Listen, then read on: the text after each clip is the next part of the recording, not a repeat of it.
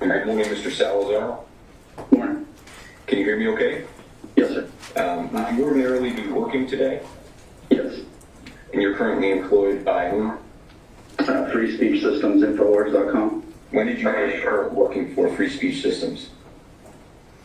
April 2012. Why did you apply to work with Free Speech Systems?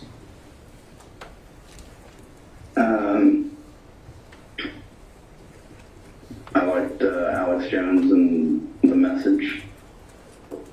So before you ever applied to Free Speech Systems, you were essentially an audience member, correct? Yes. Mr. Salazar, when you started at InfoWars in April of 2012, did you receive any training of any kind? Just to learn the back-end systems like WordPress and things of that nature. Okay. So that training basically involved, learning how to use the software programs that you were going to be using every day as an employee, correct? Yes. Did you receive any training concerning the writing function of your job?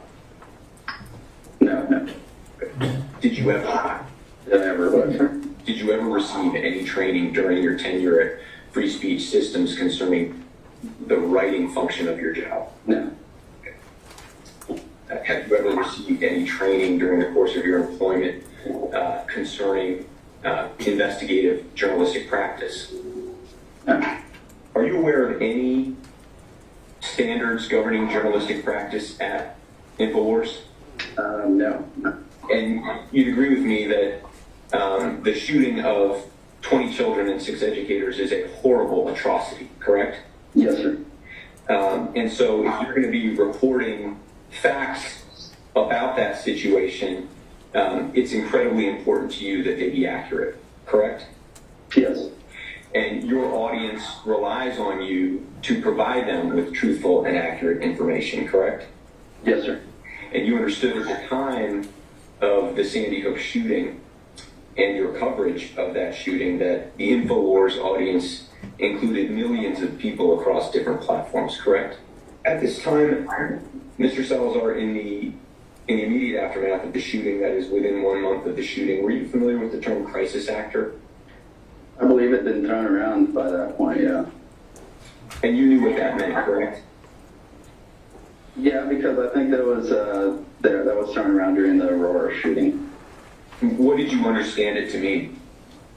Like actors for hire for crisis events. I think it's an actual job that people do for like EMS training and stuff. People who are hired to pretend as if they're participants in a crisis scenario, correct? Right, yes. And you were at this time aware that of allegations that one or more of the parents of Sandy Hook children were crisis actors, correct? Yes. I heard the rumor at that point, yes. You heard the rumor. Did you believe it yourself at that point? I didn't really go into that so much as everybody else did. It could have been a factor, but I wasn't really interested in trying to figure out whether they were crisis actors or not. You weren't interested in that? Not really. It didn't really matter to the case we were trying to make or prove or, to any of the bizarre anomalies that I was writing about. Okay. Can you let me know, and this will be exhibit number 12, why on January 6, 2013, you attempted to establish an account at crisisactors.org? I'm not sure why. But your testimony here today is that you don't know why you did that.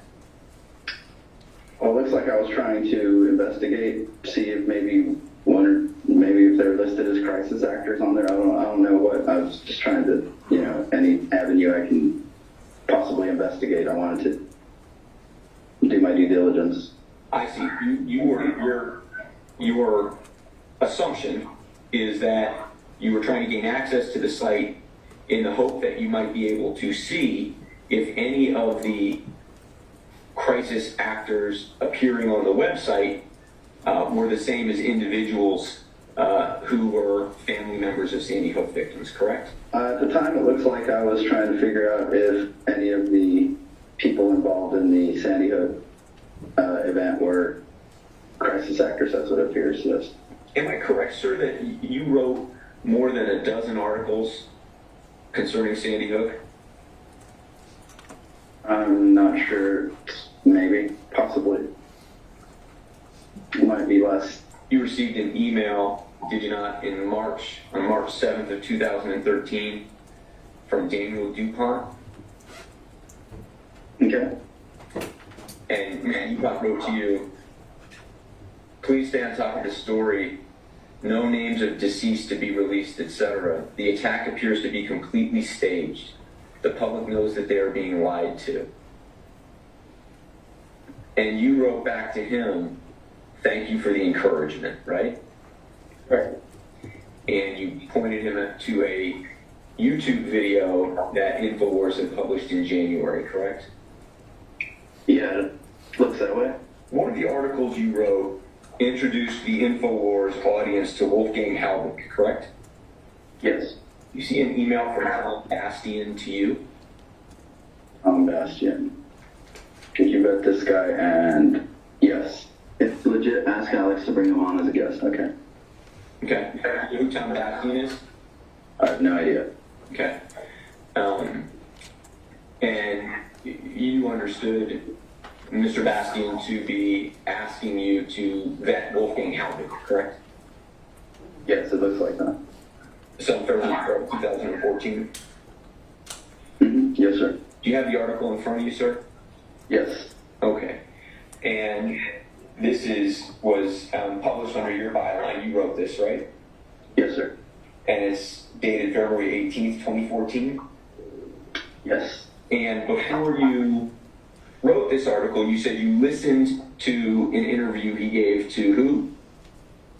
I believe the publication was American Free Press. Okay. Did you do anything other than listen to that interview prior to publishing this article? I believe I looked into Mr. Halbig's accreditations. What do you know looking into Mr. Halbig's accreditations? I think I went to a website where he was, like they had a picture of him or something. I can recall a picture. I think it was just the general bio about him. So you went to a website, you don't remember which website, right? I'm guessing it was something Halbig put up himself or something.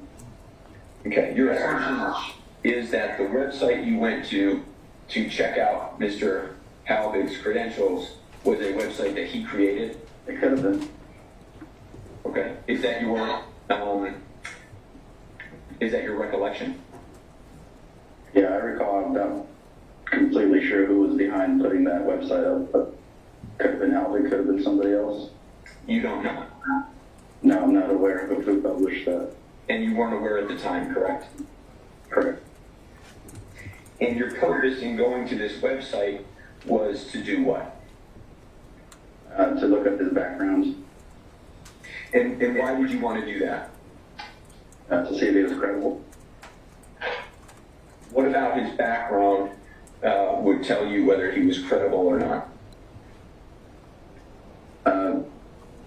He did say he was a national school safety consultant. And he was a former state trooper, I believe, Florida state trooper. I thought those two lent themselves to credibility. Did you know anything beyond that about his work as a consultant, or just that there was a title associated with him on this website? A title and a past history of being a state trooper.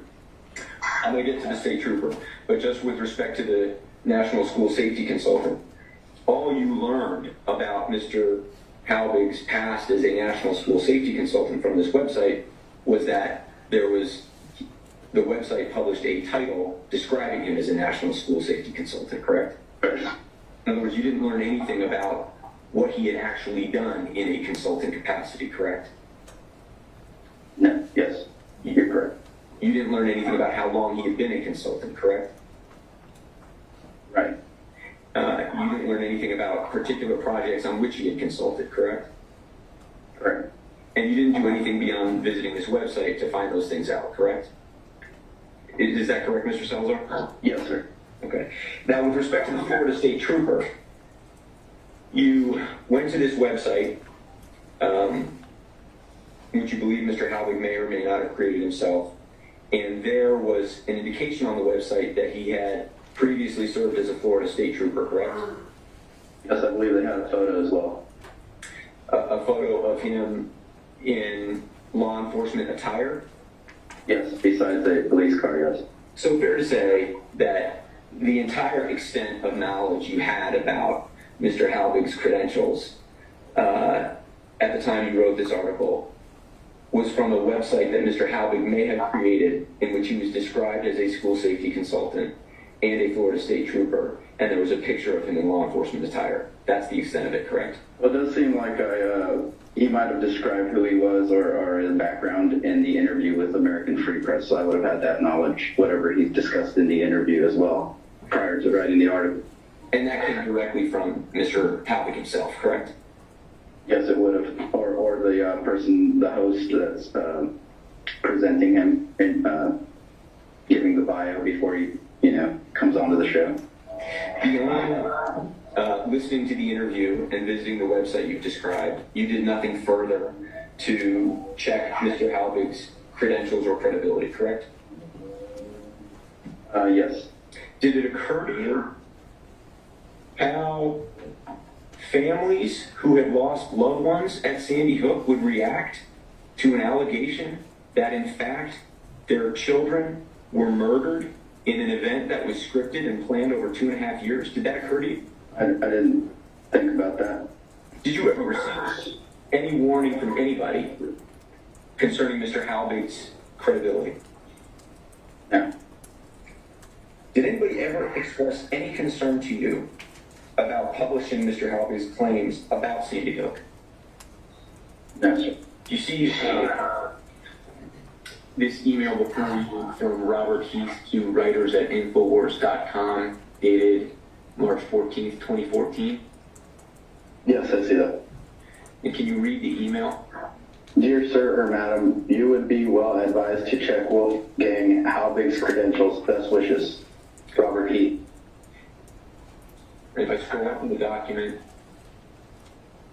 there is a reply from you to Robert Heath, correct?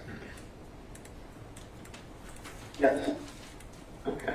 And can you read what you wrote? I said, Robert, thanks, but what on earth do you mean? Question mark. The guy seemingly has credentials up the wazoo. Your email is much too vague to follow up on. And you said seemingly. Why did you say seemingly? From my surface research, he appeared to have credentials. That's why I said seemingly. Unless there was something else that Mr. Heath could bring to the table to throw that into question. And because Mr. Heath is in his initial email to you did not provide more detail, you declined to check further into Mr. Halbig's credibility, correct? It looks like I'm asking Mr. Heath to follow up. I see. So the way you understand your response to Mr. Heath is you're essentially inviting him to provide additional information so that you can assess whether you yourself should conduct an additional investigation in Mr. Halbig's credibility, correct? Yes, that's what it looks like. Okay. So if you scroll down further, you'll see that on March 15th, 2014, so the day after your email to Mr. Heath, he sends you an email in response to your invitation, correct? Okay, I see that. Okay. Can you read that? Dear Adnan, thank you very much for your attention and reply. Yes, he seemingly has many credentials, but do you know that from any source other than he himself? I really hope he's genuine and that I'm being paranoid and wasting your time, but have you tried looking him up in Google as I have? I don't know. The difference that I'm in the UK, but I use Google as worldwide. I can find no trace of him except in connection with his current activities on Sandy Hook. For example, I cannot find him on the list that exists of expert witnesses of which he has categorically stated he was one concerning Columbine. I cannot find any reference to him prior to 2012 as a school safety expert or a principal as a comparison. All the teachers or head teachers, principals I know, I can easily find prior to 2012. The same for a sample of the professionals I know. I tried the same sorts of search for random people I do know who have a much lower profile CV than Halbig and get many results for them. As you know, if one is, for example, on a committee, no matter how small or local, in the minutes of the meeting or online, you will find your name very quickly on a simple name search, especially if it's an uncommon name. I can't find a trace of him, and he has an unusual name, which should make it easier. I will look again now and spend some more time and try to be more resourceful in finding him in any context prior to 2012. If he was using a pseudonym, that could explain it, but why would someone looking for transparency do that? What if he drags everybody along the lines of no death, which Alex Riley didn't commit to? Would not all the questions and doubts be illustrated to the public as just another crazy conspiracy theory? If it was exposed that definitely there were in fact deaths and that Halbig was a con man. Again, sorry to waste your time. If I have, I will look again. Best wishes, Robert. So Mr. Heath followed up in his email to you with the results of inquiry he had made online about Mr. Halbig's past, correct? Here's that way, yes. Okay. And it seems as though he did, according to his email, quite a bit more than you did to investigate Mr. Halbig's background, correct? I wouldn't say he did more, but it looks like he did ample research. Well, all you did was visit one website that Mr. Halbig himself may have created, correct? He may have created it. I think I did a little bit more searching, but I think it was mainly based off of that one website. And you don't recall whether you raised Mr. Heath's concerns with anybody else at InfoWars, is that correct? I don't recall doing that either, yeah. If you had, do you suspect you would have forwarded Mr. Heath's email along to whoever you wanted to notify about it? Yes, I probably would have, yes. Okay. And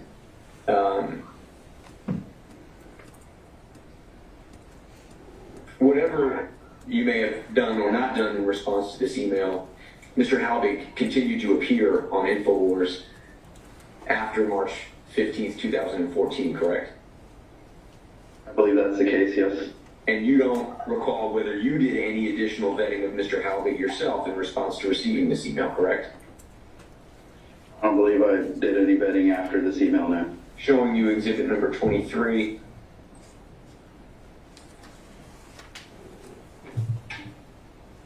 Does this appear to you to be another email sent by Robert Heath to writers at InfoWars.com concerning Mr. Halbig? Okay, I see that. He said he's already sent without subject field filled in. And he repeats his warning to check Mr. Halbig's credentials. Correct. Yes. And you don't know if you received this email because it's not addressed to you directly, and others had access to the writers at InfoWars.com email address, correct? Correct. And after receiving Mr. Heath's warning, you did not advise anybody at InfoWars about any concerns concerning Mr. Halbig's credibility, correct? I didn't tell anybody about the email that I'd received from Mr. Heath and his warnings or whatever they were. And Misgivings, really. And nor did you, without referencing Mr. Heath's email, raise any concerns yourself after receiving it, correct? I don't believe I raised concerns after receiving Mr. Heath's email, no. And you knew as of that first article that you posted about Mr. Halbig that he claimed Sandy Hook was a scripted event, correct? Yes, I knew that was Mr. Halbig's claim. Other than Mr. Heath, did anybody else ever warn you about relying on Mr. Halbig in your reporting on Sandy Hook? Maybe. I can't recall. Possibly. Do you know an individual named Robert Jacobson? Yes, Robert Jacobson. How do you know Mr. Jacobson? He was a video producer for Alex. Did Mr. Jacobson ever advise you of his concerns about relying on Mr. Halbig as a source for reporting that Sandy Hook was a scripted event? Mr. Jacobson, I think, did raise concerns, but I didn't really regard them because Mr. Jacobson has some wild theories about a lot of things. So your testimony is that Mr. Jacobson raised concerns about Mr. Halbig's credibility, but that you ignored those concerns because he tends to have wild ideas? Yeah, he thinks Michelle Obama's a man, so, I mean, for one, so. And you've actually posted on your own social media suggesting that Michelle Obama is a man, haven't you? I've gone along with that conspiracy theory, yes. You've actually posted a picture of Mr. and Mrs. Obama kissing and saying, essentially, Happy Gay Pride Day, correct? I might have done that, I don't know. I don't remember. Mr. Salazar, do you agree with me that Mr. Jacobson advised you that it was unethical to rely on a single source like Mr. Halbig for a claim that Sandy Hook was scripted without actually investigating it yourself? He might have said something to that effect, possibly. Can't recall. And did he ever tell you that Mr. Halbig could have credibility issues? He may have raised that concern. I can't recall. How did you respond to your general recollection that he raised concerns about relying on Mr. Halbig as a source for the claim that Sandy Hook was scripted? I believe I brushed it off.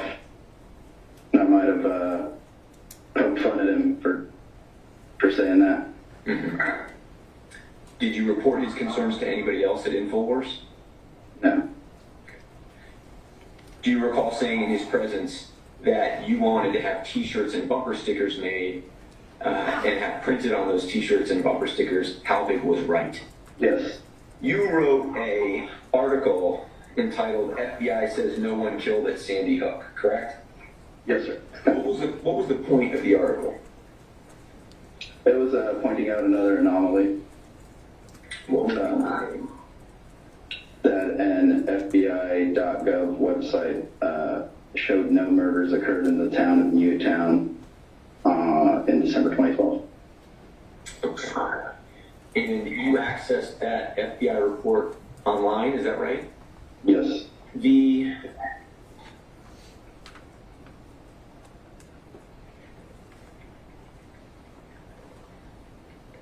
article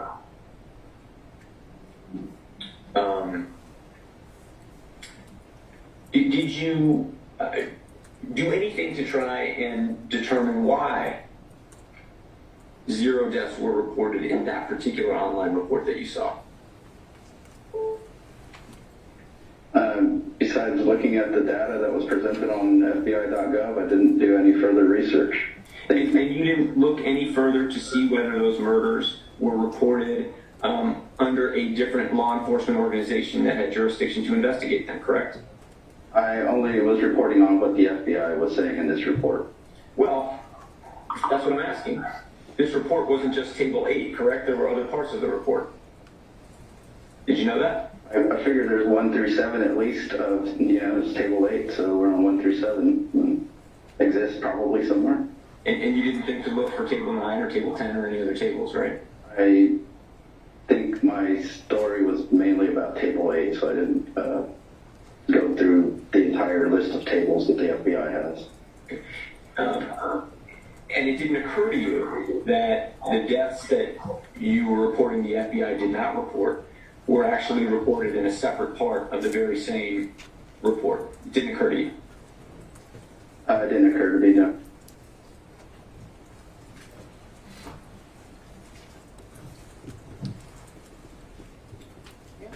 Next witness. Plaintiffs call free speech systems by video deposition. Corporate Representative Brittany Potts. All right. Judge, Oh, yes, sir. can I move the water? Oh, sure. Yeah. Is it blocking your view? Yes. Yes, absolutely, move that. Your Honor, before we start, Ms. Potts, plaintiffs who move Exhibit 51 together. Any objection? No, Your Honor. Plaintiff 51 is admitted.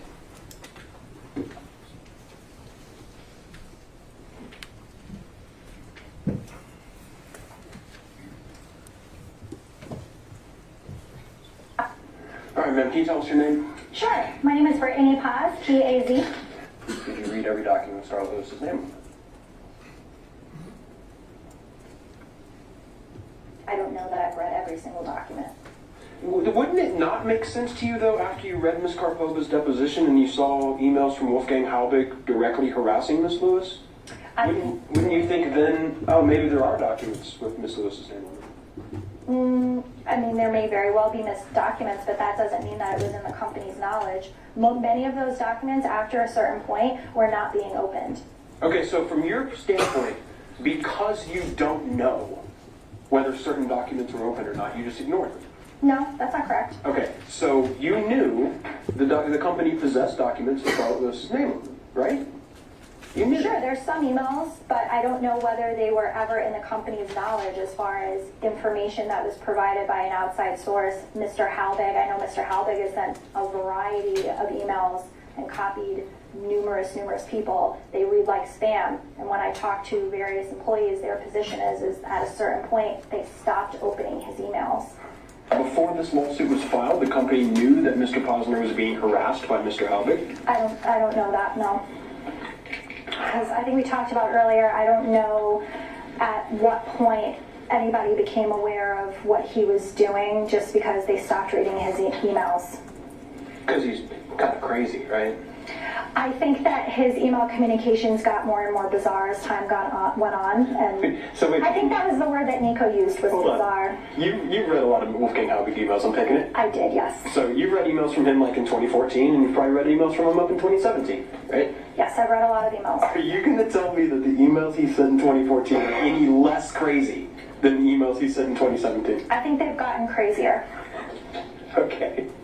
But we can both agree that there are plenty of emails he sent in 2014 that the company did in fact read and thanked him for that are crazy. Yes. You did agree that InfoWars, its coverage, did impact that grieving process. You just don't think they have any responsibility for it, right? That's correct. Okay. If, over the course of years, InfoWars is telling the world that Sandy Hook is fake, and that controversy stays alive, does the company understand that it might be hard for my clients to have closure on the death of their children? I don't think that, and maybe we need to talk about what fake means. So when you said fake, does that mean children didn't die? Does that mean it is a fake flag? What is No, I get what you're saying. I do. And let's just go ahead and make sure we both are on the same page. Sure. I don't think we do need to split a lot of hairs about what fake is or is not. And would you agree with me that the reason that we don't need to do that is because many times people on InfoWars, including Mr. Jones, have unequivocally said that Sandy Hook is completely fake, totally synthetic, manufactured. You agree with that? I agree, those are direct quotes on Mr. Jones's opinions, yes. Okay. And certainly when reviewing the production, you saw the volume of emails from Jim Fetzer? I know Jim Fetzer sent a volume of emails. I can't speak to whether they were read by the company for the same reason as Mr. Halbig. Right, because after a guy sends you maybe your 6th, 8,000th, 12,000th email, you start just ignoring it, right? Maybe even before that. Maybe before that. Maybe even before that. That's why I'm saying I understand that he sends emails, but I don't know that anybody really read it or responded to it or anything like that. You would agree with me that by June 26, 2017, the company had, in other words, before this video, prior to this video on June 26, 2017 that discusses information from Mr. Fetzer, the company had in its possession an extremely large volume of emails from Mr. Fetzer, which clearly reveal to any rational person that Mr. Fetzer is not mentally balanced. Correct? Are you asking whether they're in our possession Yes. or whether yes, they're in our possession, they're on our email server. And you never read them? I can't answer as to whether they were ever read. Unless there's something forwarding it from somebody else or there was a response to it in any way. But generally, if what he does is, and what I saw is what he does is he copies very many people in his emails. And before his information was used on June 26, 2017, nobody read those emails, to your knowledge? Not to my knowledge. Okay. But if somebody had taken the effort before putting Mr. Fetzer's stuff on the air in 2017 of reading those emails, they would have come to the conclusion that Mr. Fetzer is not a well man. You would agree with that? I mean, I think that that's kind of speculation at this point because I don't think anybody read the emails. Have you? Read those emails in the production? Yeah, from Mr. Fetzer. I've read some of his emails. Yeah, they're not good, are they? No, they're not. They're not a man who's not operating. My mom used to say, not with a full deck. You know what that means? I do know what that means. I don't think he has full deck. Not InfoWars is hands clean for anything they put on the show that they didn't themselves write, is what you're saying. That's the position claims. InfoWars has done absolutely nothing to verify any of that claim beyond just listening to Albert. No, there's been no independent research into those claims. What I want to ask you about is you have a note written down there, and it says, Alex said these kids didn't die because he has a big heart, and he wanted to hold out hope they weren't dead. That was the company's testimony from Ms. Karpova, correct? That is Ms. Karpova's testimony. And that's the company's testimony, right? She was a representative at the time of the company, so yes. How does it feel morally? Does it understand what it did wrong? I think that's, there are different opinions within the company as far as the coverage.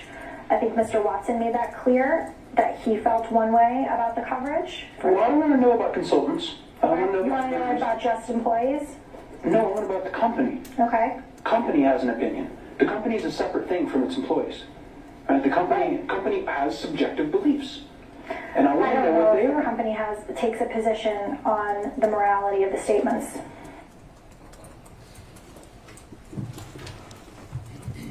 right. Next one. Claim is called Dr. Boy Lubin. And Your Honor, if you may approach. Sure.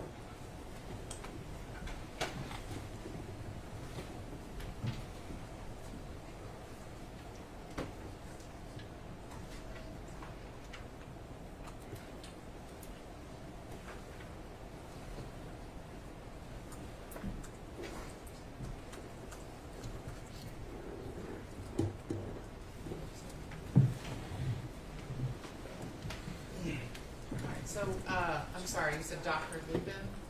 Lubitz. Lubit. Yes, Your Honor. Is he in the hallway? Your Honor, he's ready.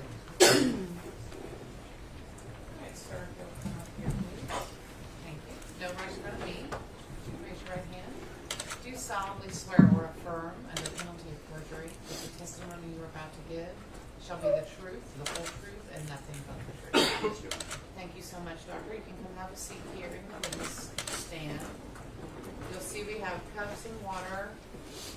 It seems like you might be a little soft-spoken, so I might need you to scoot a little closer to the microphone than some other witnesses. But I want you to be comfortable, so we'll play with it until we can all hear you.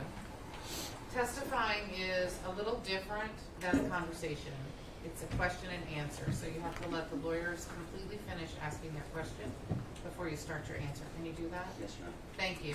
And then I need you to also answer out loud with words. Sometimes people shake or nod their heads, and I can't get a good record for that. Okay? Yes, Your Honor. Thank you so much. You may proceed. Thank you, Your Honor.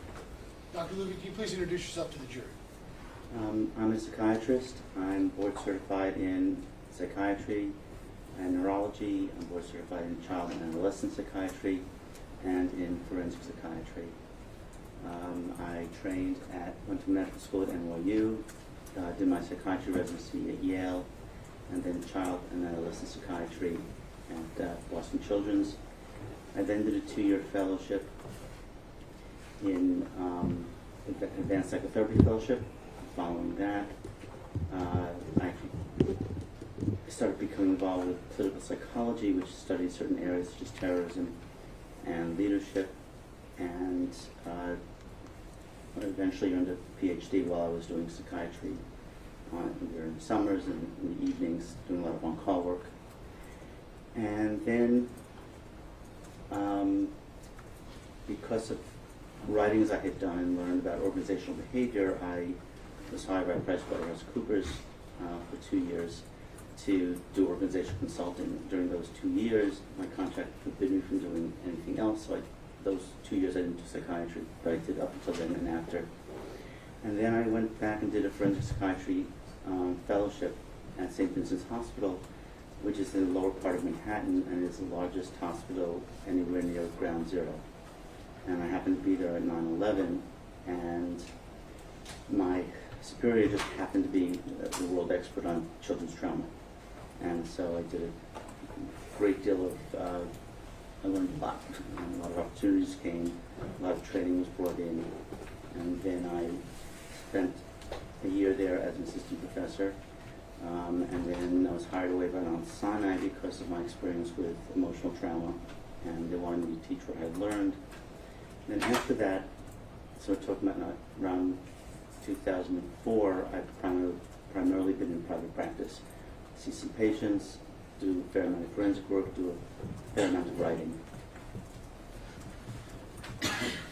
Dr. Lubin, have you ever been deemed an expert in a courtroom before? Yes, I have. How many times? 100, 200, I'm not sure the names.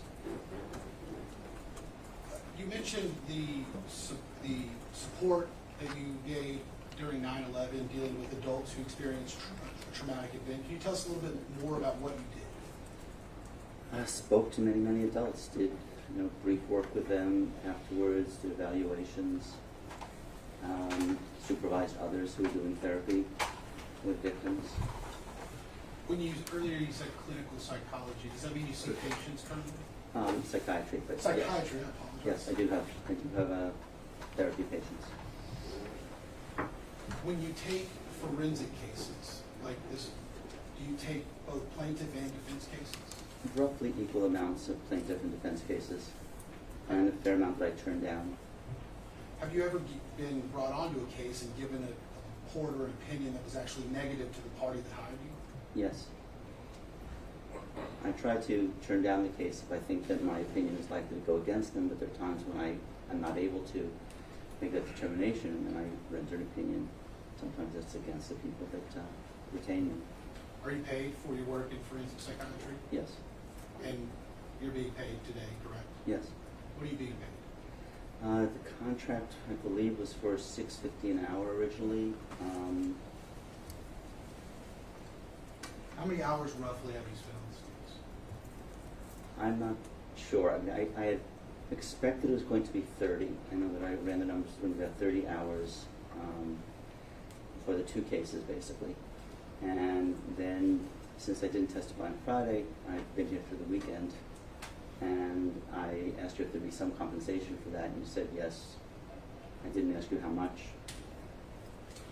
Were you able to come to opinions in this case? Yes. And in coming to your opinions, what did you review and rely on? I did multiple interviews of the two plaintiffs in the case. I spoke with Dr. Crouch, who has done therapy with Neil Heslin since 2013, and saw Scarlett more recently for about 10 sessions. I've seen various videos. I watched 3 videos of Neil Heslin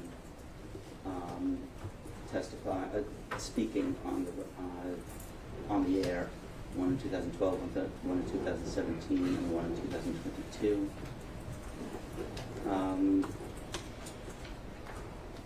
Those are, I reviewed their depositions that they'd given in this case. Did you review their records from Dr. Crouch? No. Is that common for you to form opinions without actually looking at the records? Most of the time I just speak to therapists. I found that the records are generally illegible and often don't say as much as the therapist can say to me. And how much were you able to communicate with Dr. Crouch about Neil and Scarlett? We spoke a fair amount of time, a couple times during the last few days. Did you do any independent research? Yes, well, it's complicated. For the last few years, I've been working on two papers. One is on the impact on forensic evaluation of emotional trauma, which is a rewrite of a paper from 20 years ago, done with the professor that I mentioned before, who was an expert. And the paper is essentially done. I just have to do the last minute editing. Hopefully it'll go out in the next couple of days. It would have been out this past weekend, but. And also important was a paper on trail trauma that is finished. It's a review of the trail trauma. And it's basically what happens when people who you expect to support them or be fair to you either fail to do so or do negative things, give what we call negative social support. Invalidation sometimes is the most common, sometimes victim blaming. And there's a very large literature on that at this time, and I reviewed it. And a lot of the things that I'm probably going to talk about today come from that research. I want to talk about the specific facts of this case now. Is it, do people heal from the loss of child, typically? It depends what you mean by healing.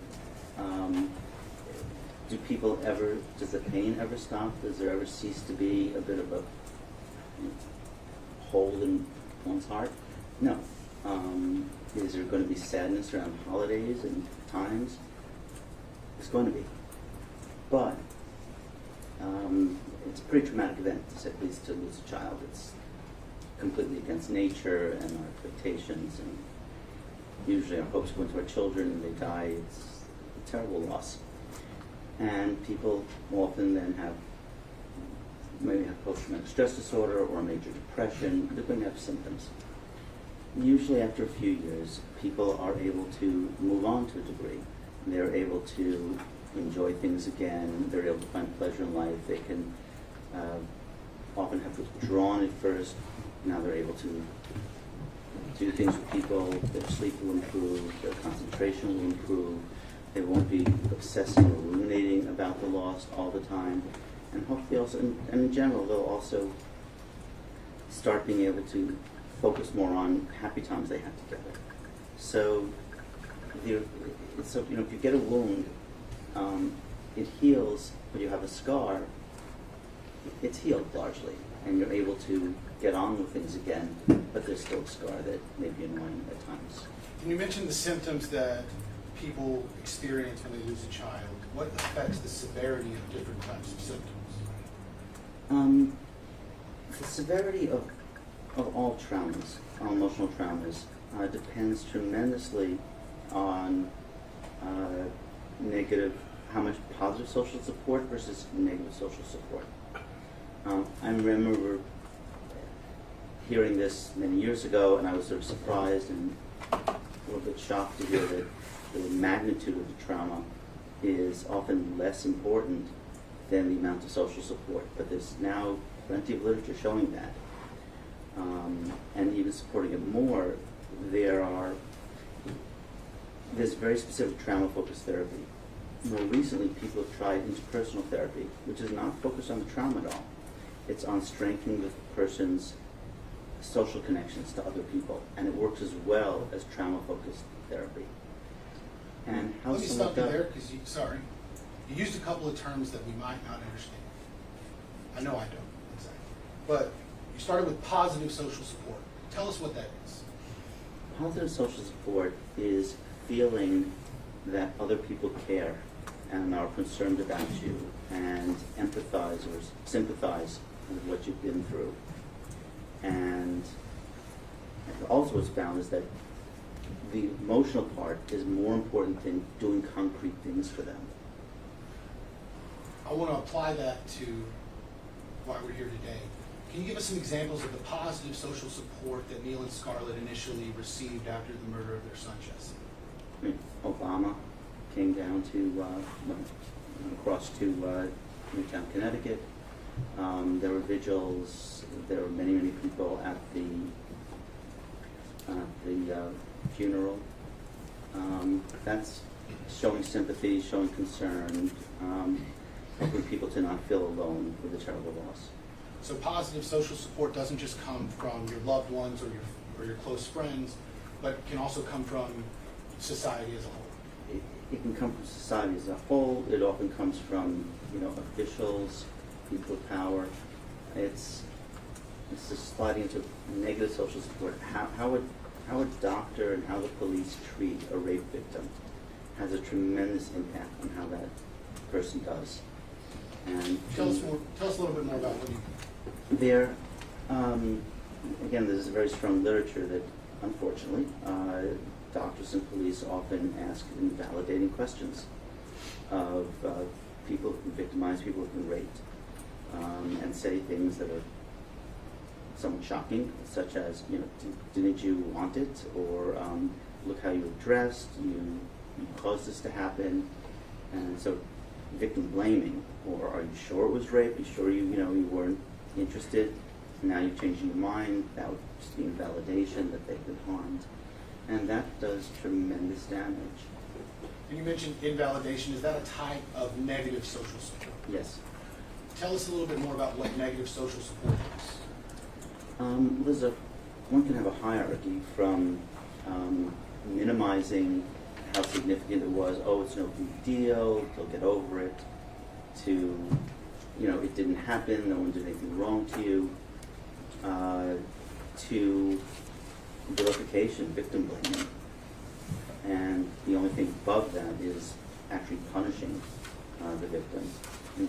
Going to the point of saying, which I've seen, you filed arresting someone because they allegedly filed a false police report saying that they had been raped. Tell us the difference between invalidation and vilification. Invalidation is saying it didn't happen or it's not a big deal,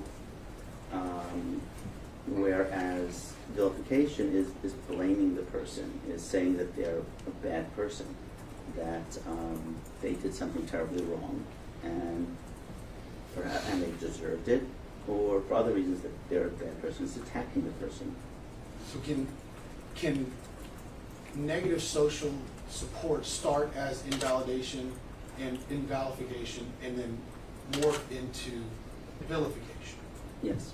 Can you tell us how that happens? Well, if we're going back to the example of a rape and a policeman, if they start questioning what happened and was it really what you're saying, and then they go ahead and file charges against the person because they don't believe it was a rape, and they file charges against them. In one case I had, they put it on the internet that this woman was arrested for filing false charges, but she in fact had been raped. And invalification and vilification are both subsets of negative social support, correct? They're negative social support, yes.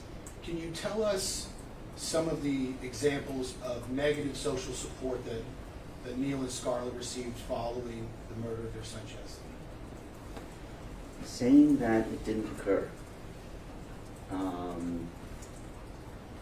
is negative social support, and it really sets up all sorts of triggers in the brain and increases the pain. Going and saying that they're crisis actors, the children were killed by the CIA, and they had criminal intent. This is vilification.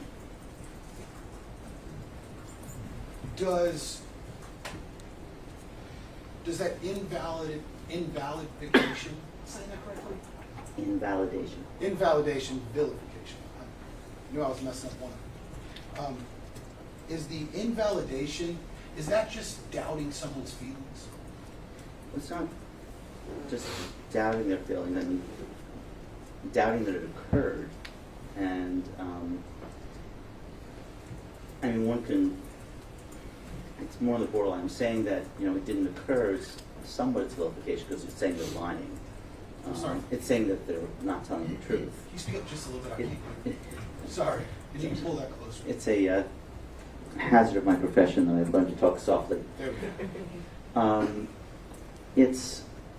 I think that denying that the event occurred is, I mostly think of it as invalidation, but saying the person is lying is sliding into vilification, and to more directly say that they're lying or they're crisis actors or they're criminal intent, that's straight vilification. During your review and coming to your conclusions, did you find specific instances of vilification that were made against Neil and Scarlett? Well, there were the videos that have been shown here on Friday when I was here. The statements that they were crisis actors, criminal intent, and they were trying to take people's guns away, and etc. This was vilification, it's an attack on them. And it led people to then confront them. And Neil Heslin had a bullet shot at his home and at his car. They've gotten phone calls with threats. Scarlett also has been confronted and very anxious. Neil was telling me that, on dozens of occasions, people have come up to him and started challenging him about his claim that this actually occurred. He's been shoved. This is all pretty frightening. What's more significant, positive social support, or is that outweighed by negative social support? The research, unfortunately, it's unfortunate, but the research shows pretty clearly that negative social support is much more powerful than positive social support. And I think we all experience that in some ways, or we've seen it. If a child has, loving parents and good friends and teachers like him, but someone at school, 1, 2 kids start teasing him, hassling him, insulting him, he's probably going to feel pretty badly. And all the love from his parents and friends and teachers is still valuable, but he's very likely to feel pretty badly and worried and scared. When we're dealing with the different types of social support, which one lasts longer? Well, it depends. I mean, in terms of Neil and Scarlett, Obama was there for a day. The vigils, the funeral was there for a few days,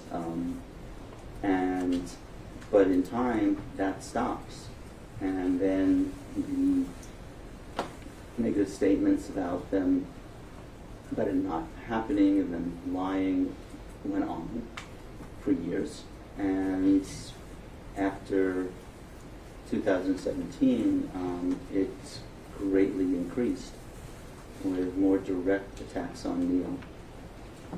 And is this positive and negative social support, is that backed by research? Yes. Tell us a little bit about that. There's research that looking at people after traumatic events and how people treated them and how they did afterwards. There were a number of studies I've seen. I can't quote the details of the studies at this time. Now that we know that Neil and Scarlett both experienced negative social support, I want to talk about how it affected them. I'm going to start with Neil before we do that. Did Neil and Scarlett experience different impacts in their lives from negative social support? Did different types of negative social support or different impacts on their functioning? Did it affect them differently? There are some differences, but there are also a lot of similarities. Okay. Tell us about the similarities first. They both have a very strong concern about the damage to the memory of Jesse, to Jesse's legacy. And that's a major similarity and driving force for them. They also carry a great deal of anxiety about being killed.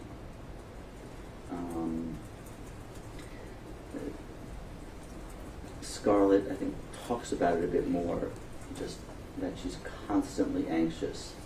A car will go by down the street, just drive down the street, and she gets nervous. She has fairly sophisticated surveillance system and multiple weapons that she sleeps with. And are all of those directly related to the effects of the negative social support that she's received since the murder of her son? Yes. Is it common, you mentioned that Scarlet talks more about it, is it common for females to be more open in sharing the effects that they're having internally versus when a male has to do it? Absolutely. And there's a difference between individuals within the same gender, but in general, women are probably going to are a little bit less used to, physical threats.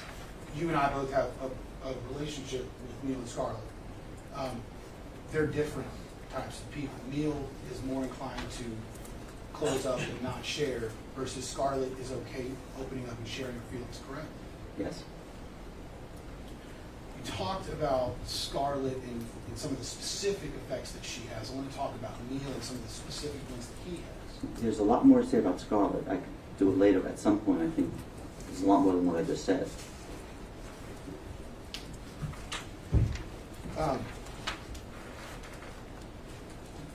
Before we get into, actually, go on a little bit about Scarlet. For the past 3 years, Scarlett's been having episodes in which she sort of spaces out, doesn't know where she is or what's going on around her, can't think, can't function. She said that she has frozen on stage in these episodes and had to be walked off. She said it's happened on conference calls. And she said she closed the computer. And I asked her, well, why don't you just press the button for the tab for turning the video off? And she said she wouldn't be able to do that. She can't think at those times. What is it called when someone starts having that? Well, it could be just various things. In her case, to a reasonable degree of medical certainty, she's dissociating. What is dissociating? Dissociation is a defense mechanism against extreme distress, and usually comes with PTSD, caused by traumatic incidents, and it's a complex mechanism that's quite hard to understand. It doesn't quite make sense to me, but we know it happens.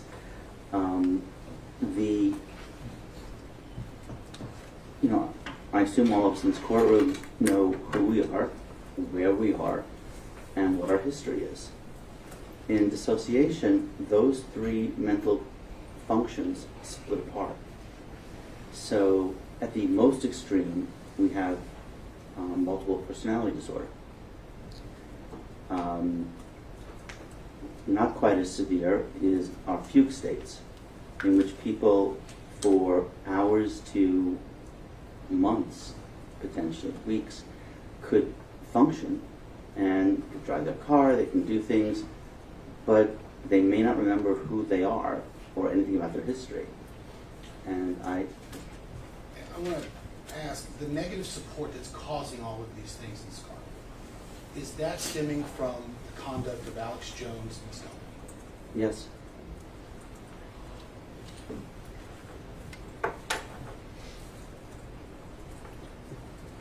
Now I want to talk about Neil, because you said that they were experiencing differences.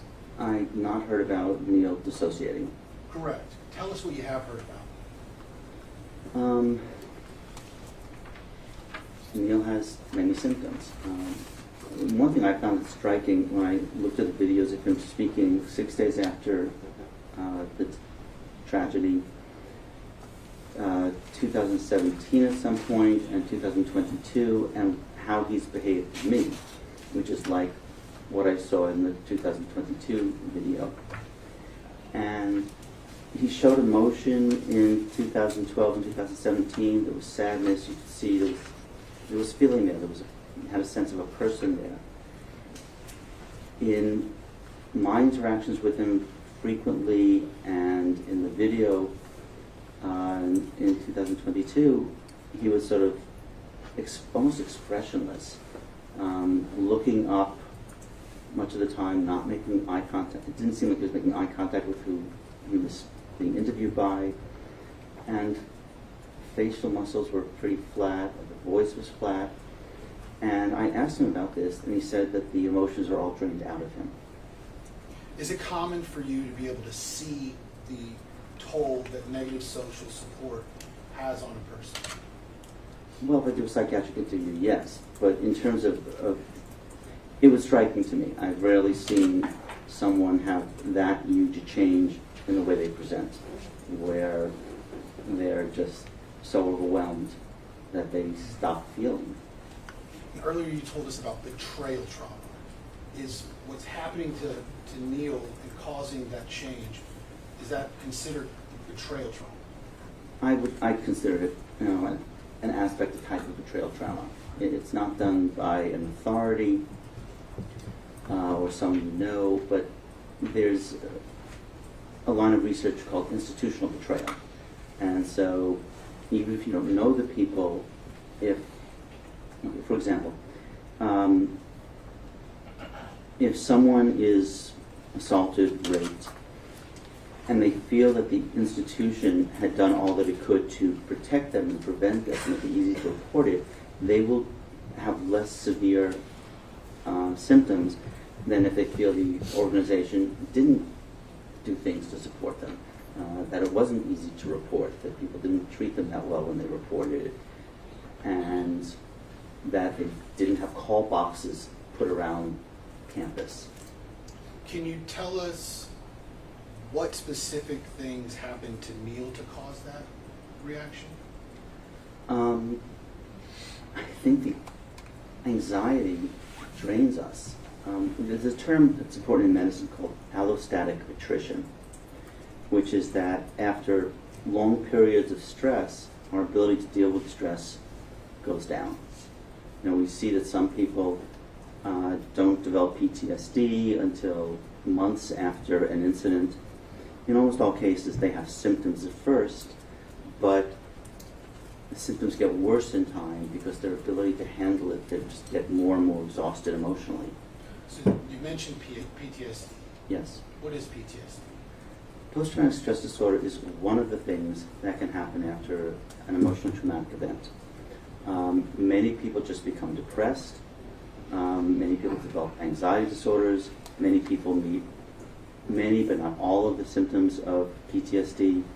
After the World Trade Center, there were roughly equal amount numbers of people who developed an anxiety disorder, depression, and post-traumatic stress disorder. So it's important to remember that just because you don't meet the diagnostic criteria for PTSD does not mean you're all right by any means. It's used to a large extent for research. So they have a fixed set of symptoms, and they can do studies on people on what causes it, on what works in terms of treatment.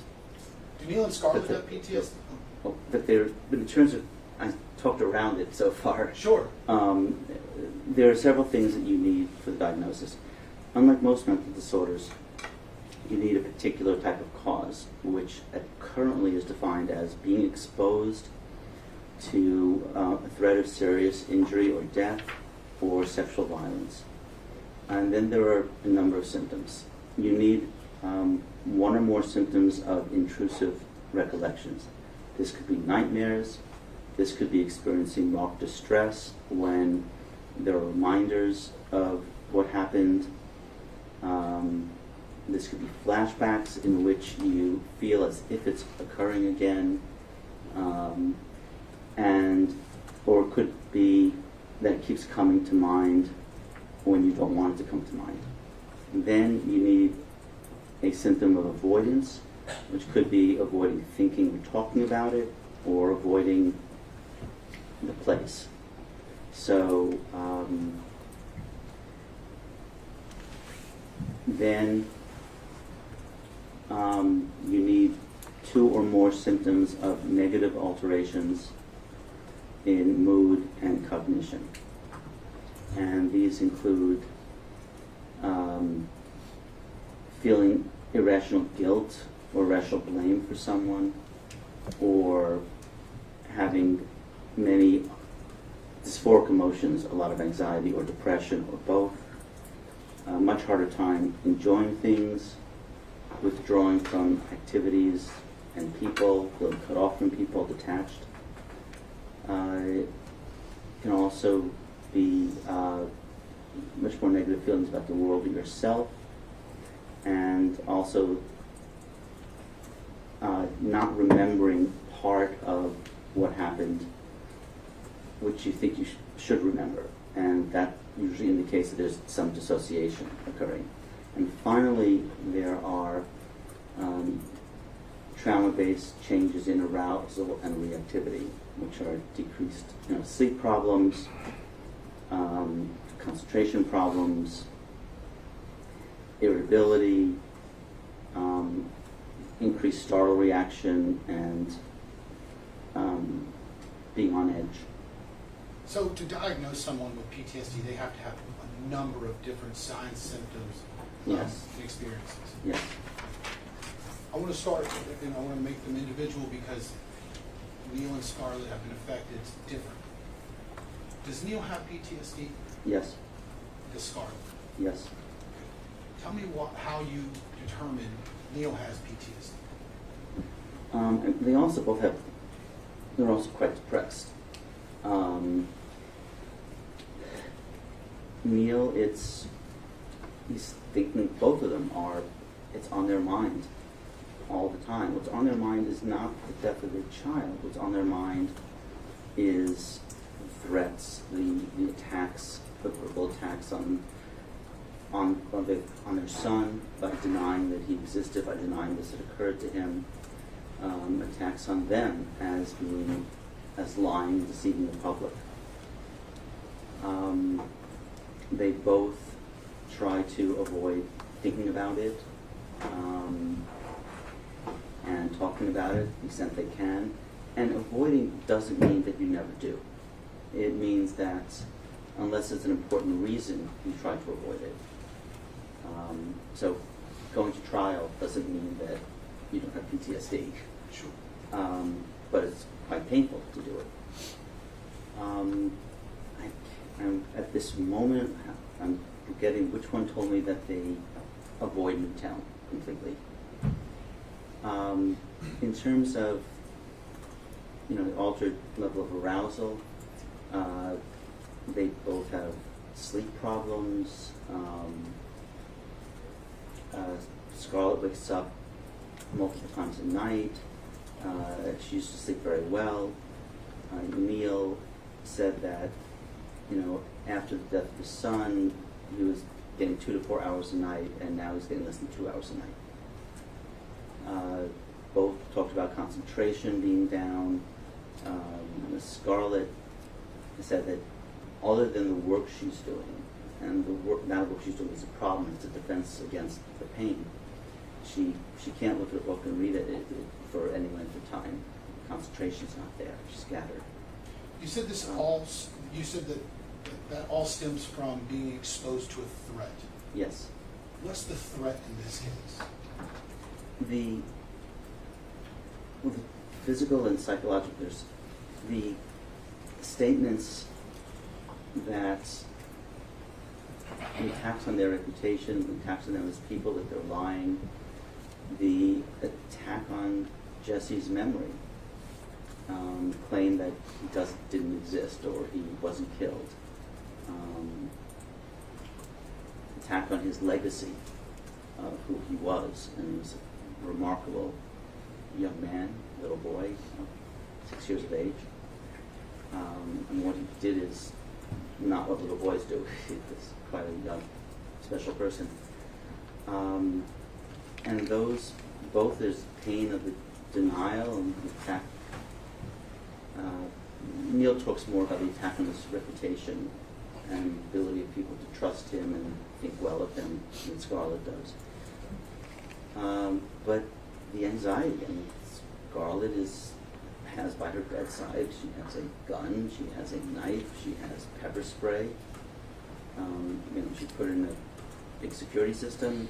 She's she's constantly worried about her safety. And Neil also is constantly worried about his safety. When Scarlett and Neil wake up, do they live in fear? Yes, it's just throughout the day. You were in the courtroom on Friday when Ms. Lewis testified. She was the expert in what sounded like the entire internet. You Yes. remember that? Yes. Did the fact that billions of people were reaching this type of material, these messages from Alex Jones, did the size of it, does that impact Neil and Scarlett? Yes, I don't know if people outside the U.S. matter to them that much, but certainly within the United States, that they talk about both of them have withdrawn from people. Scarlett used to have large dinner parties and enjoyed that, and now she doesn't want someone in her house. She stopped the dinner parties. Both of them talk about how not knowing when someone's going to bring this up. Neil has been, again, he said dozens of times people have confronted him, sometimes shoved him. Friends will ask him, what about this, Alex Jones stuff? Is that true what he's saying? And this is very painful. And for one thing, it's a traumatic trigger to the loss of their son, but it's a traumatic trigger to all these people, and their reputations being damaged.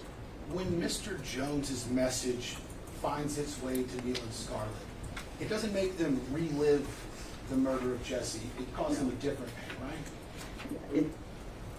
On some level, it may remind them and trigger them, and I think that what has happened is that they were both healing quite well, and then this new trauma reversed a lot of the healing that had occurred. And this does happen at times.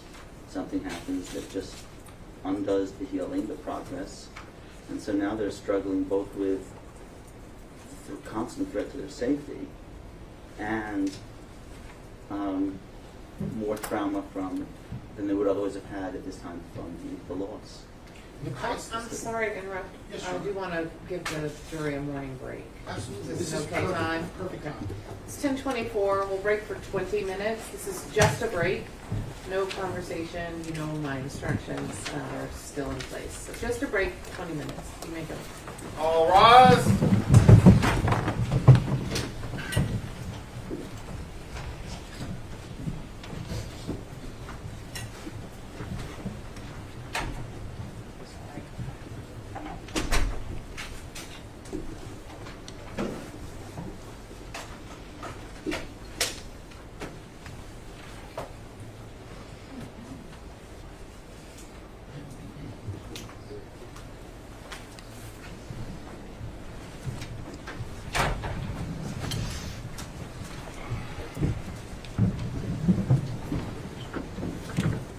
You may be seated.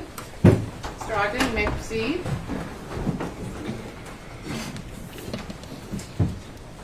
Dr. Lou, before we went on break, we were talking about PTSD. Yes.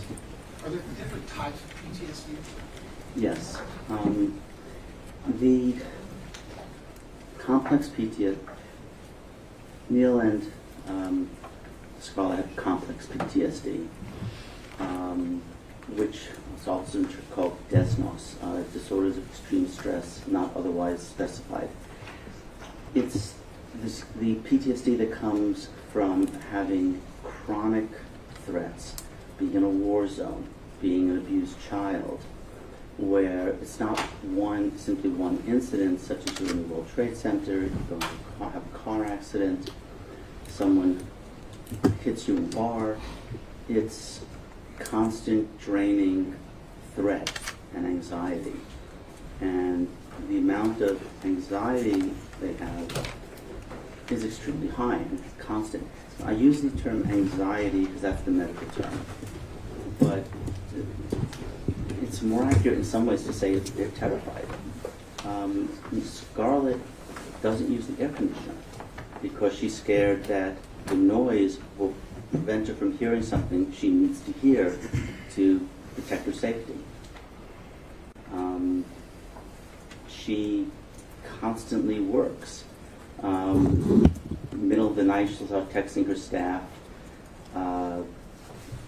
She's dropped most of her general activities. She used to like to ride, she doesn't.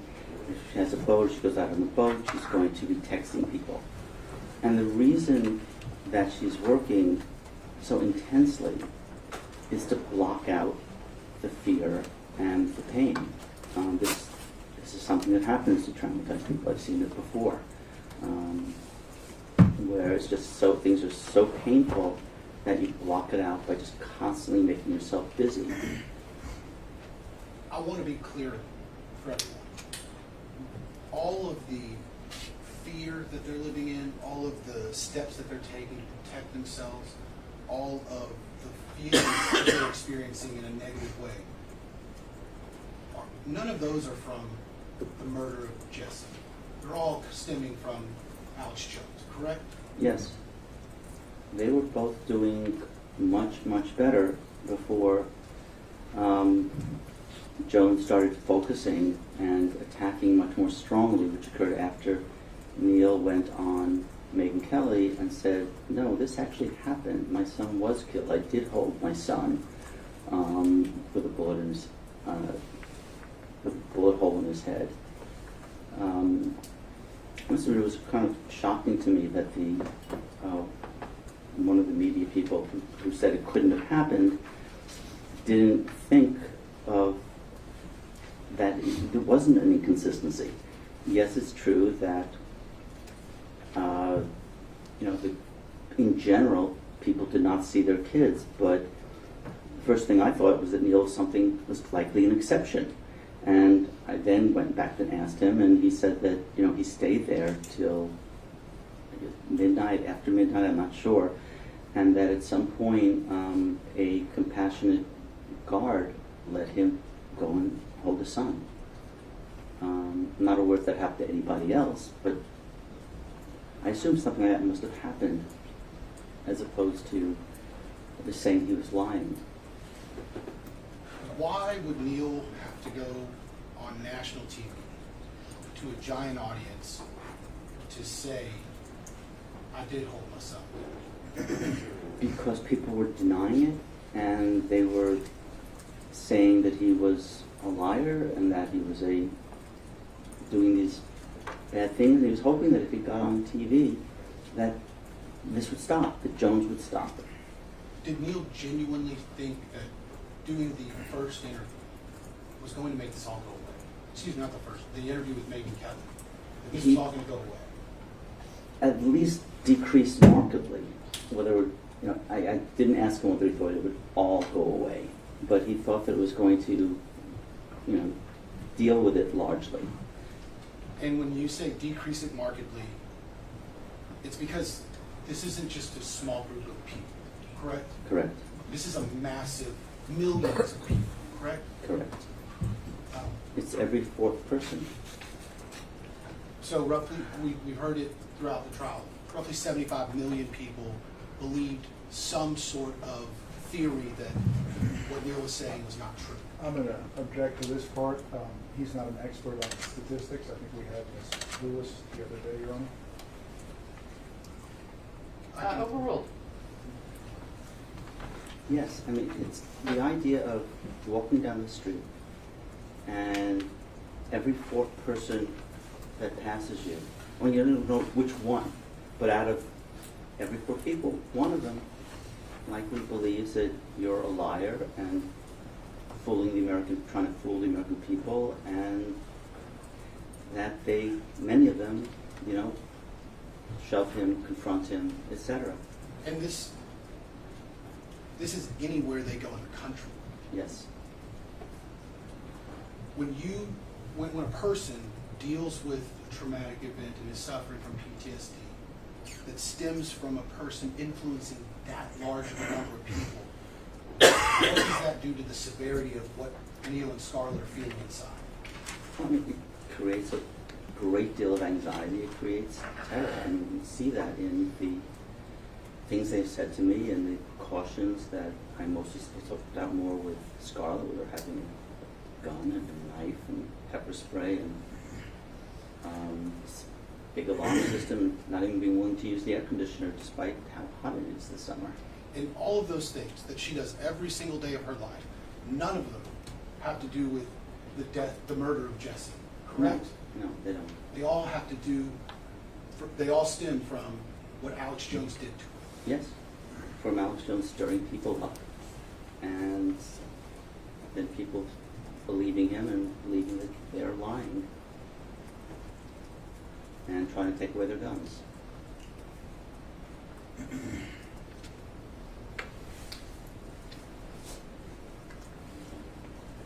You used the term anxiety just a second ago. Yes.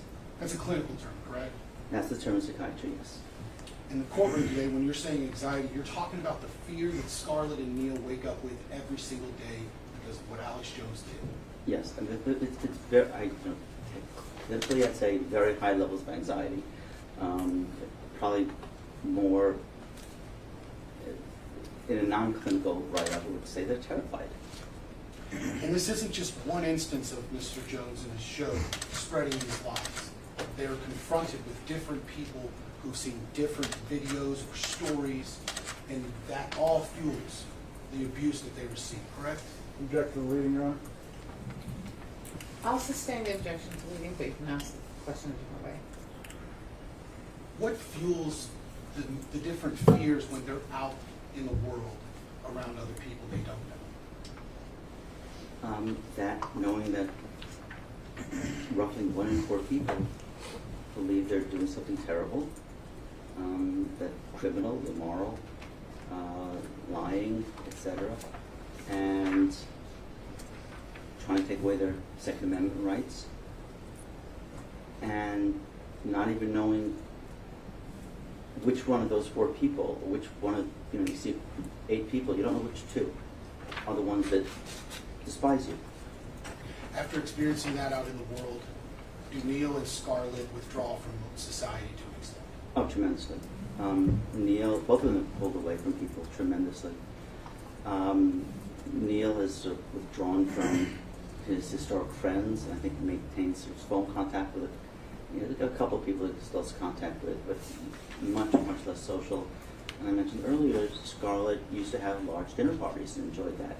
And now she doesn't, and she just doesn't really want to be interacting with people when she doesn't have to, and prefers not having anyone in the house.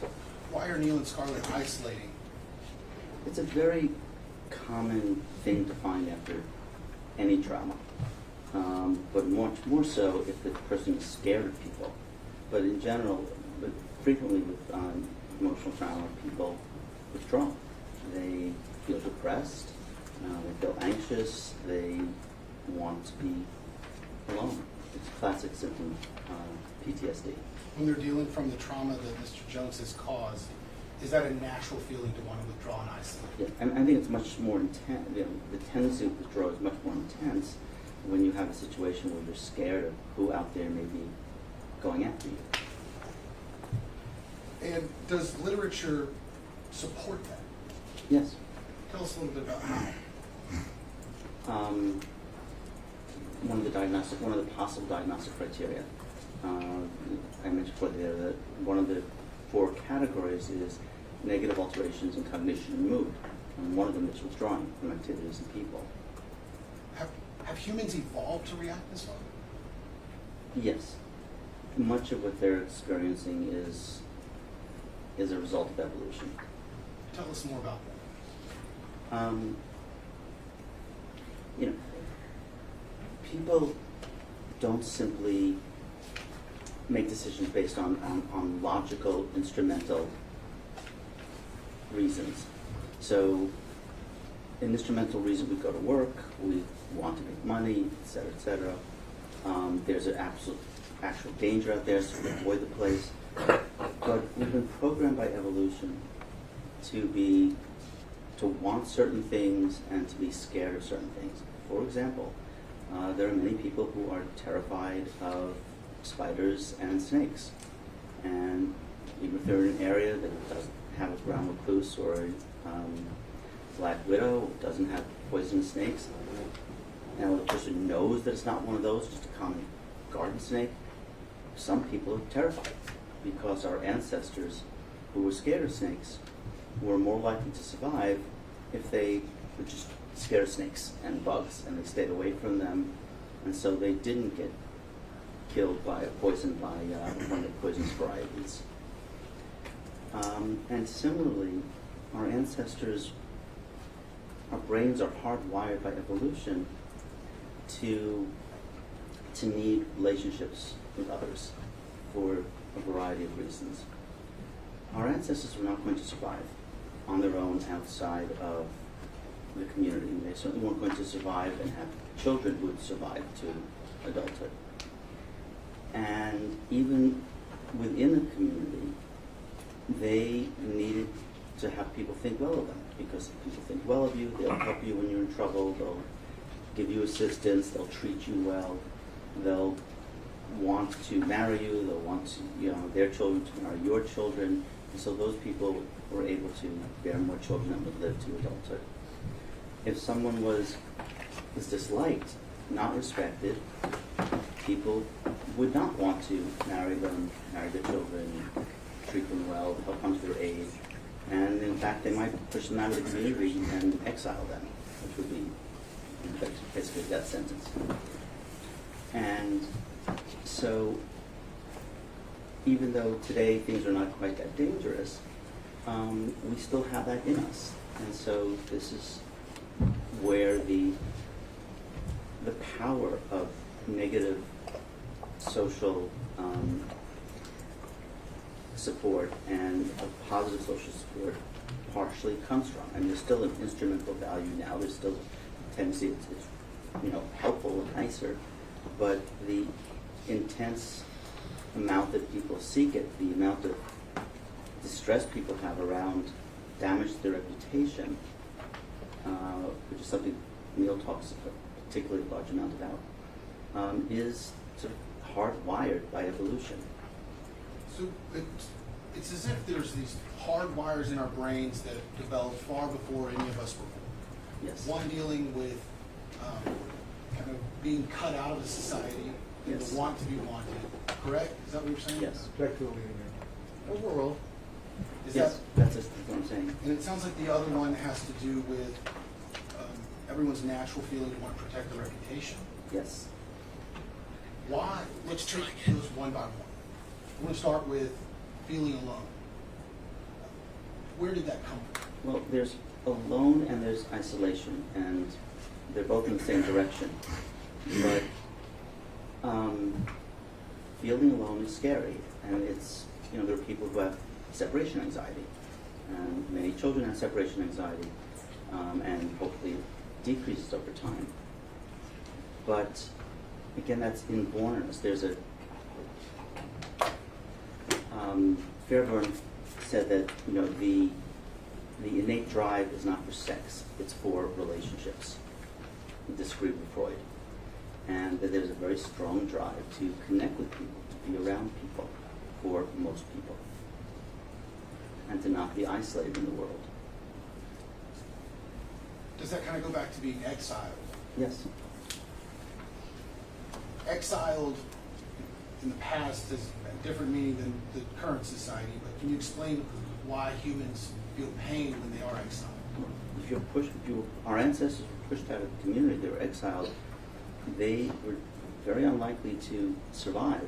We don't have claws and we don't run that fast, or have strong jaws, and they were likely to be killed. And they certainly were unlikely on their own to have children. That would pass along their genes. Have you ever treated a patient your entire career who has had that feeling stemming from 75 million people in the country thinking it? Not from 75 million. People who felt cut off and isolated and generally feels extremely painful. But feeling that 1 in 4 people anywhere in this country you go is going to reject you, think poorly of you, despise you, could hassle you, verbally assault you, or physically assault you. No, I'm not seeing anything like that. Does that make a person, let's ask this, has that made Neil and Scarlett doubt who they can trust? Oh, completely. Tell us more about Neil's generally talks about withdrawing from friends, and very much not knowing who's going to say what, or on the street who's going to confront him. And Scarlett stopped her dinner parties and her socializing with people. The reason we were talking about the number 75 million is that this case isn't a run-of-the-mill case. Correct. This is probably the largest number of people questioning a single person that you've ever heard of. Correct.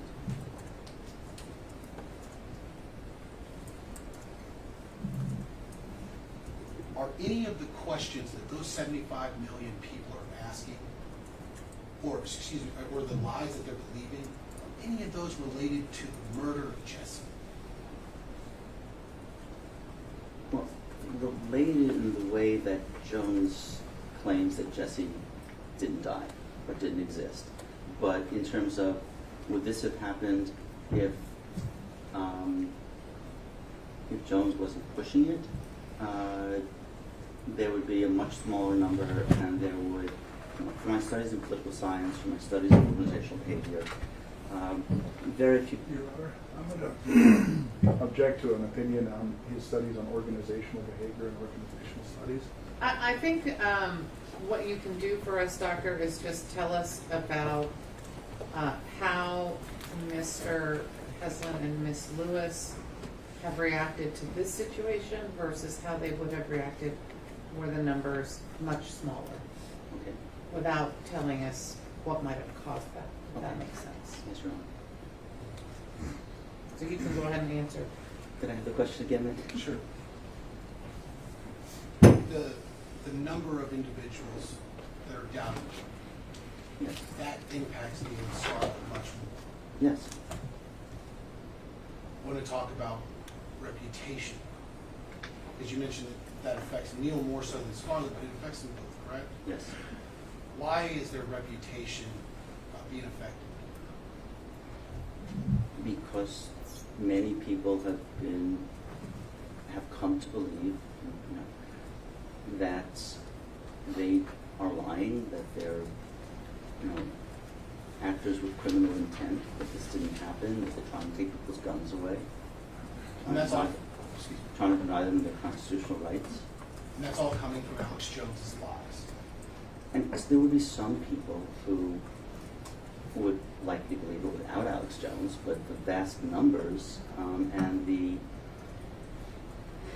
the support that people have for acting strongly, the intensity of their belief and their belief that they should do something, people get roused up by orators like Alex Jones. How have Mr. Jones' lies actually affected Neil's reputation? Many people have challenged him. He was shot at. His house was shot at. His car was shot at. There were bullet casings found in his driveway. There are many people who really think very intensely, or have very intense negative feelings about him and are willing to act on it. How have Mr. Jones' lies impacted the memory that Neil has of his son's reputation and legacy? That's very important too.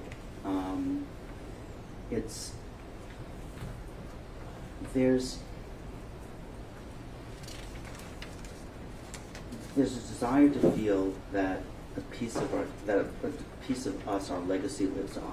That there's a piece of a child that's died lives on, will affect the world, had significance, made a difference. And the statement that he didn't exist, that he wasn't that extremely brave boy who saved 9 classmates, that's very painful. He feels that his legacy is being destroyed. And we see this with many people. I mean, some people set a large foundation, some people, politicians care about their legacy, what they've done. People give huge amounts of money to institutions to get their name on the institution. We're symbolic creatures. And I think it's a way of trying to live on past our death. Is it inherent for a parent to want to protect those memories of their son? Yes, I mean, it's not that common that parents have to bury their kids. But if they do, they're going to be very protective of the legacy as they would have been, as they tried to be protective of their child. And both parents feel some guilt. They failed their child, that they're supposed to protect their child in this world. And this is part of the irrational guilt of post-traumatic stress disorder. Neil had stayed, after dropping Jesse off that day, Neil had some phone calls to make. He stayed at the school and left, I think, shortly before Adam Lanza arrived. And he feels if he had only stayed longer, he couldn't have known. But that doesn't change the fact that the person in that position is going to feel, why didn't I stay? If I stayed, he said I would have rushed in there and it would have been me, not my child. And Scarlett also talked about just feeling she failed her child. How would Mr. Jones's lies impacted Neil and Scarlett's ability to heal from the murder of their son? Well, it's more than just interfered with healing. It has pushed them back. It has shoved them back into some of the earlier pain. And I've seen this again. I've seen this with others, where an individual is healing from a trauma, sexual assault at a restaurant, over extended assaults over a period of time, and they were pretty much their symptoms had gone, and then at deposition they were badly roughed up and challenged and invalidated by the defense lawyer, and they fell back to the original symptoms. Just so we're clear, the original symptoms are similar, but they're different in the fact that they're upset from the lies that are being told. Yes. They're not going back to step one. It's a different pain. It just hurts as much. Well, it prevented them, it reversed some of their healing, but the primary cause of their trauma and stress now is not the loss of their child. I mean, I think there's some from that still, much more than there would be if this lies hadn't been told. But the primary thing now, what they speak about, is terror for their own physical safety. What they obsess about is Jones.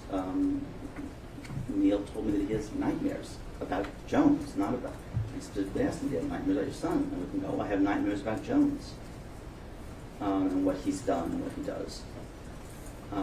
So the overwhelming cause of their pain is what Jones is doing, and there's also some addition from re-evoking some of the damaging some of the healing that had occurred in terms of the loss of their child. And when you say some of the healing, how is that affected by a new trauma that's coming in that's different than the healing that you've already done from one? Well, having had a prior trauma makes you very vulnerable, makes the individual less resilient and very vulnerable to future trauma. So it weakens the person, and so it speaks to just how overwhelmed they are and how I don't see them healing very much, ever feeling fully from the Jones events. That because this happened on top of someone who's already weakened by earlier trauma, the symptoms are going to be worse than they would otherwise have been, and they'll last a lot longer than they otherwise would have lasted. And you weren't asked in this case to tell us why Mr. Jones decided to attack the vulnerable people in this situation, were you? No. What about the statement, "Sticks and stones may break my bones, but words will never hurt"? Oh, I wish that was true. But it's not, unfortunately. We say that to people to try to get them to step away a bit from the pain of verbal statements, but the reality is that verbal statements are far more cutting. We know that verbal abuse of children is worse than physical abuse of children. The magnitude of the harm, the longevity of the harm is usually much worse because it attacks the sense of themselves, who they are, what they believe about themselves, how they feel about themselves, their self-esteem. And they can come to see themselves as bad people, and it gets ingrained into their self-image. And again, I think that goes back to evolution, that we're programmed to care a great deal about what others think about us, because those who didn't would likely act in ways that would alienate others and lead them to not get help, not get married, kicked out of the community, and not procreate. Those who did care about what others thought would mold their behavior in ways and treat others in ways that would lead people to like them. We talked about Neil having to go on national television to try and get this to stop. Remember that? Yes. How did Mr. Jones react when Mr. Heslin did that? The attacks focused on him, became much more intense and frequent, and particularly picked him out and then made him much more of a target than others. And that was specific to Neil, Yes. correct? Yes. They named him, correct? Yes.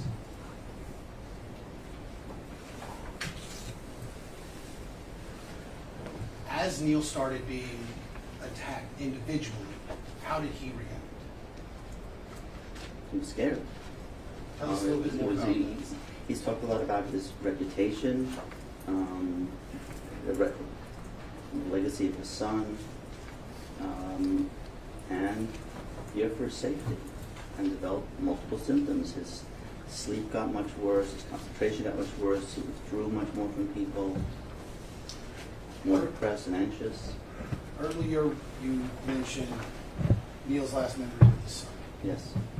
And that's a hard memory to have, but it was his. Yes. The video that we saw last week with Mr. Schroyer talking, questioning, and then saying that it was impossible.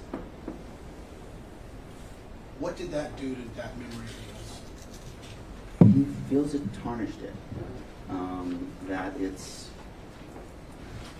a painful memory, but it's still his last memory of he and his son. And we are generally programmed that if people start challenging us and questioning us, that no matter how sure we are about something, many people would start wondering and start being unsure of themselves. And that makes things very uncomfortable.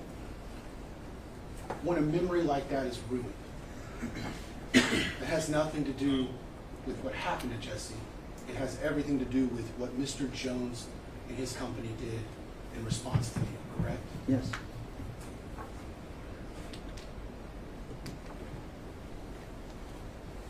How do Neil and Scarlett currently feel about their personal safety? I'm terrified. And again, to the point of, it's rather unusual. I mean, I've treated 1,000, 2,000, 3,000 people, I don't know how many in my career.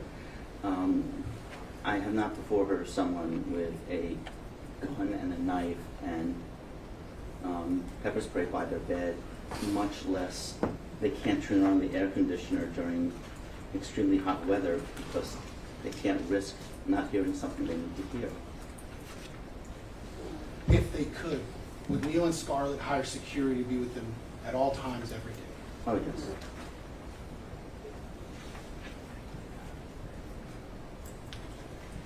You've interacted with Mr. Heslin and Ms. Lewis a number of times over the past few days while you've been here, correct? Yes. Have they hired security for this specific case? Yes, there's quite a strong security detail. Why?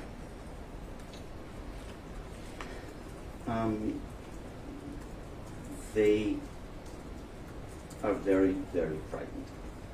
And Of who? some follower of Jones trying to kill them. And is that based on the history of what's happened to them by other Jones followers over the last 5 years? Yes. Is it unreasonable for them to feel that way? No, it's not reasonable. I think there's a real threat. I want to talk about Scarlet. First, one more thing on Neil. Neil has and continues to seek mental health treatment, correct? Yes, I continue to work with Mr. Crouch. Mr. Crouch. And Mr. Crouch is in the courtroom right now, correct? Yes, And you've spoken with him at length for both Neil and Scarlet. a couple of times. Scarlet does not treat with Mr. Crouch anymore, correct? Correct. How much did she treat with Mr. Crouch? I think she saw him for 10 sessions, but she's had a number of therapists, and she said that she has generally been in therapy, but she finds each person just isn't helping her enough, that her symptoms continue, so she's bounced from one to another, trying to get the help. And she said that the great majority of the time she's in therapy with different people. Neil and Scarlet, they don't medicate for their symptoms, for their depression or for their anxiety, for any of the traumas, correct? Correct. Why? Concerned about the side effects, about Scarlet in particular had said that she was concerned about that she wouldn't be able to be there for her son and relate well, that it would cloud her thinking. Is another reason why because the things that are causing the depression and the anxiety are still going? A pill's not going to make crazy people stop coming after them? Correct. It's one of the well-known facts about treating emotional trauma is you must be in a safe place. The first thing you do with people who've been through a trauma, community disaster, whatever, is to get them to a place where they feel safe. Until you've done that, you're not going to be able to accomplish anything. So Neil finds it's best to deal with a clinical psychotherapist like Mr. Crouch. Scarlet doesn't, and she's not currently treating out. What is she doing to deal with this? I don't quite agree with that. Okay. It's that she hasn't, with person after person, she hasn't gotten the benefit she was hoping to get. And to some extent, it's not surprising because the danger is still there. And so,